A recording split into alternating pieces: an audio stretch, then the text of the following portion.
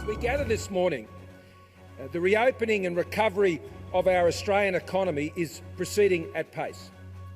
Just last Friday, the Reserve Bank confirmed that our economy is recovering rapidly. And as Josh reminded us yesterday, the news of business confidence rebounding strongly, I think backs that in. Australia, we have done the hard yards through the pandemic, and especially here in Victoria, and especially those running small and medium-sized businesses.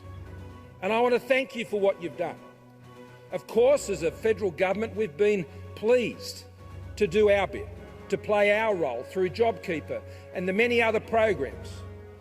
But you're the ones who've kept Victorians in jobs. You're the ones who've kept supply chains open and connected. You're the ones who've managed the heartache and the complexity and the frustration of extreme lockdowns and the restrictions in keeping your people COVID safe, your customers. And you are the ones who are now opening your doors again. I also want to thank more broadly the people of Victoria. You have had to endure what no one else in this country has had to endure during this pandemic. You've had the worst of it. You've endured the hardest of it. And now over 85% of Victorians aged over 16 are fully vaccinated.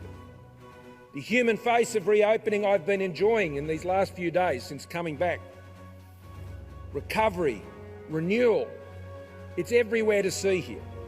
You see it in the smiles on the faces of small business people, their doors open, serving customers as they pull the shutters up in the morning on their deli or their newsagent or their coffee shop.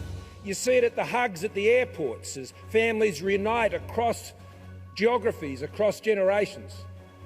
You see it in the really simple of pleasures. Friends just catching up, having a beer, going to restaurants, strolling around the shops, getting a haircut.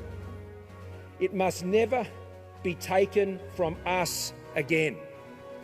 And that is why I put the national plan together, and I also want to acknowledge the wonderful work of the Doherty Institute. A plan based on the best possible medical science, homegrown here right in Melbourne, and the best economics to ensure we open safely and we stay safely open. We're not going back. Australians have kept their side of this deal by getting vaccinated. Governments right across this country must keep theirs and return to Australians their freedoms.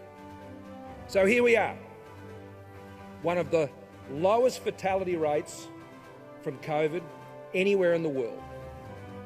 We are now approaching one of the highest vaccination rates in the world, even exceeding the United Kingdom on double dose, and one of the strongest economic performances of any developed nation in the world through the pandemic.